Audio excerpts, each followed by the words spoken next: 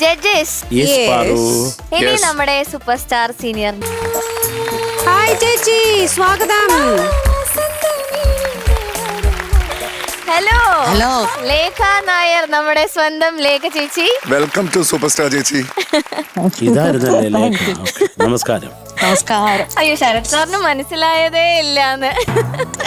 ശരത്തേട്ടനോട് ഉണ്ടെന്ന് അറിഞ്ഞിട്ട് വരുന്നില്ല എന്ന് പറഞ്ഞ ആളാ. അയ്യോ, ഞാൻ പറഞ്ഞു ഞാൻ വരുന്നില്ല, എന്നെ ഒഴിവാക്കിയേക്കെന്ന് പറഞ്ഞാണ്. ഞാനിവിടെ അത് കാരണം 2 പ്രഷറിന്റെ 2 ഗുളിക വേറെ എക്സ്ട്രാ എടുത്തിട്ടാ ഞാൻ ആരൊന്നും കഴിച്ചിട്ടേ അവിടെ ഈ കുട്ടികളൊക്കെ എങ്ങനെ ഇവിടെ നിന്ന് പാടണേന്ന് ഞാൻ അത്ഭുതപ്പെടും. ശരത്തേട്ടന്റെ മുമ്പിൽ നിന്നിട്ട് അതുകൊണ്ടോ അത് നിങ്ങൾക്കൊക്കെ വലിയൊരു കയ്യടി ഉണ്ട് കേട്ടാ. ചേച്ചി ദേവരാജ മാസ്റ്ററുടെ കൂടെ ആയിരുന്നു ചേച്ചിയുടെ ഒരു സ്റ്റാർട്ടിംഗ് എന്ന് പറയുന്നത്. അതെ അതെ, അതൊരു വലിയ ബ്ലെസ്സിങ് ആണ്. അതെ. ആ ഒരു എക്സ്പീരിയൻസ് ഒന്ന് ഷെയർ ചെയ്യോ?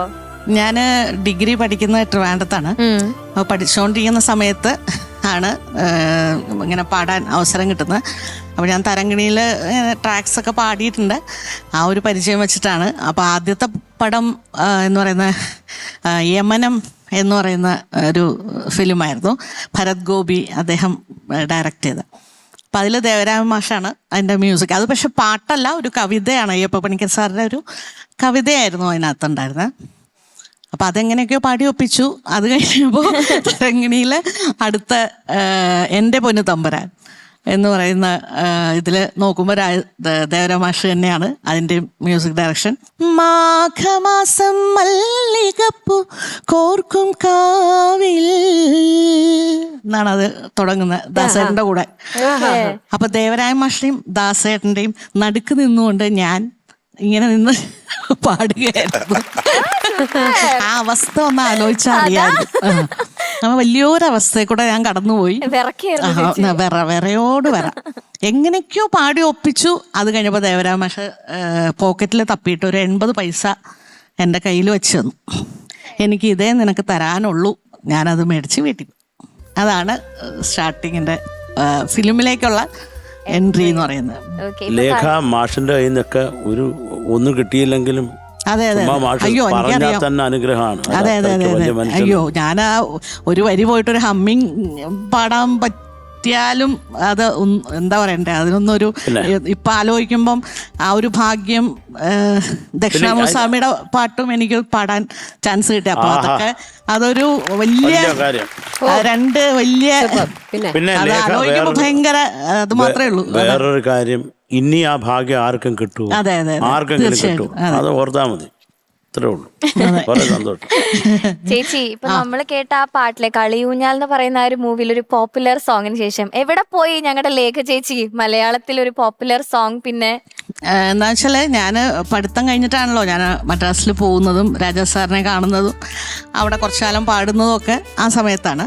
അപ്പോഴാണ് ഈ വർണ്ണവൃന്ദാവനം. ഞാൻ വർണ്ണവൃന്ദാവനം പാടി കഴിഞ്ഞിട്ട് ഞാൻ അപ്പം കുറേ തമിഴൊക്കെ സാറിൻ്റെ പാടാൻ പറ്റി കേട്ടോ മദ്രാസിൽ നിൽക്കുന്ന സമയത്ത്. അത് ആരുടെയും ഒരു എന്താ പറയുക ദൈവാധീനം എന്ന് പറയുന്നിട്ട് സാറിൻ്റെ ട്രാക്ക് പാടിയാണ് ഞാൻ ഇതെല്ലാം എൻ്റെ ഓക്കെ ആയിരിക്കണത്. അല്ലാതെ ഞാൻ സ്ട്രെയിറ്റ് എന്ന് പറഞ്ഞിട്ട് പാടിയ പാട്ടുകളല്ല ഇതൊന്നും. അദ്ദേഹം വന്ന് കേൾക്കും, അത് പിറ്റേ ദിവസം അത് ഓക്കെ ആക്കും. അങ്ങനെ കിട്ടിയ കുറേ 10-15 പാടാം അദ്ദേഹത്തിന് എനിക്ക് തമിഴ് കുറേ പാടാൻ പറ്റി, തമിഴും തെലുങ്കും ഒക്കെ. അതിൻ്റെ കൂട്ടത്തിലാണ് ഈ വർണ്ണവൃന്ദാവനം. വർണ്ണവൃന്ദാവനം പാടി കഴിഞ്ഞിട്ട് ഞാൻ കേരളത്തിലേക്ക് പോന്നു. അവിടെ വന്നിട്ട് ഞാൻ തിയേറ്ററിൽ ഇരുന്ന്, അപ്പൊ എനിക്കറിയില്ല, ഞാൻ പാടിയിട്ടു പോന്നു. എപ്പോഴും എങ്ങനെയാണ് പാടിയിട്ട് പോരും. അത് കഴിയുമ്പോൾ അവിടെ സുന്ദരരായൻ സാറിനാവും, സാറ് പറയും നിന്റെ പാട്ട് ഇത് ഓക്കെ ആക്കിയിട്ടുണ്ടെന്ന് പറയും. അപ്പൊ അങ്ങ് പോരും, അത്രേ ഉള്ളൂ. അങ്ങനെ ഞാൻ വന്ന് തിയേറ്ററിൽ ഇത് കാണുമ്പോഴാണ് ഞാൻ നോക്കുമ്പോൾ എൻ്റെ ശബ്ദം, അപ്പൊ അതിന്റെ ടൈറ്റിലൊന്നും എൻ്റെ പേരില്ല. അപ്പം ഞാൻ ഞെട്ടിപ്പോയി. ഞാൻ പറഞ്ഞു അയ്യോ ഇത് ഞാനപ്പോൾ അമ്മ എൻ്റെ അടുത്തിരിപ്പുണ്ടാവും. ഞാൻ അമ്മോട് ഒരു ഇത് എൻ്റെ ശബ്ദമാണല്ലോ, ഇത് ഞാനാ പാടിയിരിക്കണം. ആർക്കും അറിയാം, ഞാനവിടെ നിന്ന് ഇങ്ങനെ പറയാം. അതെ, ഇത് ഇങ്ങനെയൊക്കെ സംഭവിക്കും.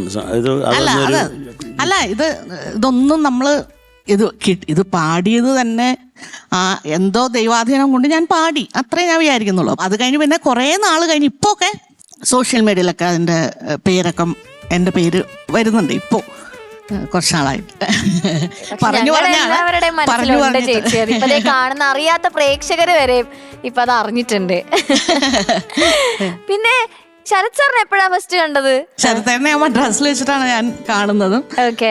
ഞാനപ്പം കുറെ ഭജൻസ് ഒക്കെ പ്രോഗ്രാം ശരത്തേട്ടൻ്റെ കൂടെ ചെയ്തിട്ടുണ്ട്. അത് കഴിഞ്ഞ് ഞാൻ മാലയും അത് ട്രാക്ക് എന്നെ കൊണ്ടാണ് പാടിച്ചത്. ശരത്തേട്ടന് ഓർമ്മയുണ്ടോ എനിക്കറിയില്ല.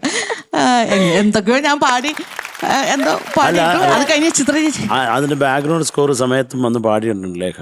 പാടിയിരുന്നു. അത് ഞാൻ ഓർക്കുന്നു. അത് ഞാൻ പാടിച്ചെടുക്കാൻ പെട്ട പാട് സീക്വൻസ് അതായിരുന്നു. എനിക്ക് ലേഖ എടുത്ത് പറയാനും വയ്യ. എനിക്ക് വേണ്ട വികാരം ഇതാണെന്ന് എനിക്ക് ലേഖ കാണുമ്പോൾ നാണം വരിക. അതാണ് വിൻസെന്റ് ഏട്ടനാണ് പോയി പറഞ്ഞ് ശരിയാക്കിയത്. അതൊക്കെ ഞാൻ ഇങ്ങനെ ഓർക്കുന്നു. പിന്നെ എനിക്ക് ലേഖ എന്ന് പറയുമ്പോൾ എൻ്റെ മനസ്സിലുള്ള എന്താണെന്നറിയാം, ലേഖ നമ്മുടെ വീട്ടിൽ വരും, നമ്മൾ കുക്ക് ചെയ്യും, കഴിക്കുകയൊക്കെ ചെയ്യും. അമ്മയായിട്ടൊക്കെ വലിയ കമ്പനിയാ. പിന്നെ ലേഖ താമസിക്കുന്ന മുകളിലാണ്. അപ്പൊ നമ്മൾ പോകുമ്പോൾ കാണുന്ന അവിടെ താഴെ ഈ ലേഖ തന്നെ പെയിന്റ് എടുത്തിട്ട് എഴുതിയേക്ക ലേഖ അപ്സ്റ്റേഴ്സ്. ഒരാരോയും ദൈവത്തിനാണ് സത്യം, ആരെടുത്ത് ചോദിച്ചാലും അറിയും ലേഖ അപ്സ്റ്റേഴ്സ്. ഞങ്ങൾ അവിടെ വന്ന് 2 മിനിറ്റ് നോക്കി ചിരിച്ചിട്ട് പോകും. അതൊക്കെ നല്ലതാ. നമ്മള് അങ്ങനെ ആള് തേടി വരുമ്പോ കൺഫ്യൂഷൻ ആവരുതല്ലോ. അപ്പൊ എന്തായാലും ചേച്ചി നമ്മുടെ ഈ സൂപ്പർ സ്റ്റാറിന്റെ വേദിയിൽ വന്ന സ്ഥിതിക്ക് നമുക്ക് ചേച്ചിയുടെ ഒരു പാട്ട് കേൾക്കാം. ഉറപ്പായിട്ട്.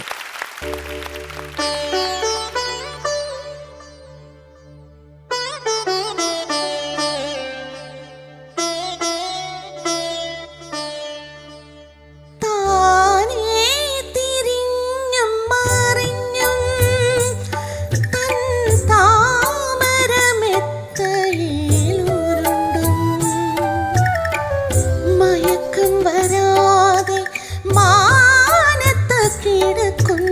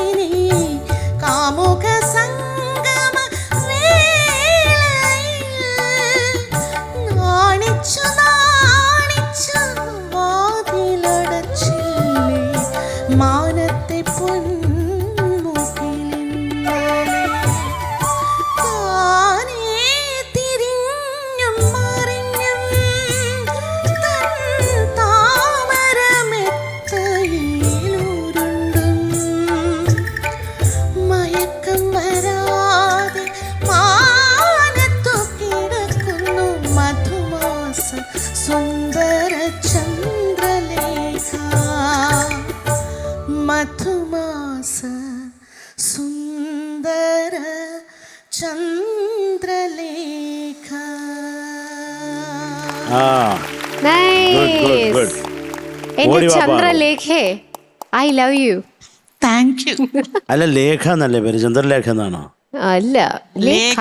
ആ അല്ല, എന്തൊക്കെയാണ് ഈ പാട്ട് ഞങ്ങൾക്ക് വളരെ ഇഷ്ടമായി. അയ്യോ അതെ, കാരണം നമുക്ക് ഇഷ്ടമുള്ള 4 പാട്ടുകാരുണ്ട്. ഒന്ന് ലേഖയുണ്ട്, പിന്നെ മധുവുണ്ട്, വിധുവുണ്ട്, പോരാത്തതിന് മഞ്ചരിയുണ്ട്. ഓക്കെ ലേഖ ചേച്ചി, thank you so much. Beautiful ആയിരുന്നു. Thank you thank you. അയ്യോ എനിക്ക് ഇങ്ങനൊരു അവസരം തന്നതിന് അമൃത ടി വിയോടും എല്ലാവരോടും ഞാൻ എൻ്റെ നന്ദി രേഖപ്പെടുത്തുന്നു. Thank you so much.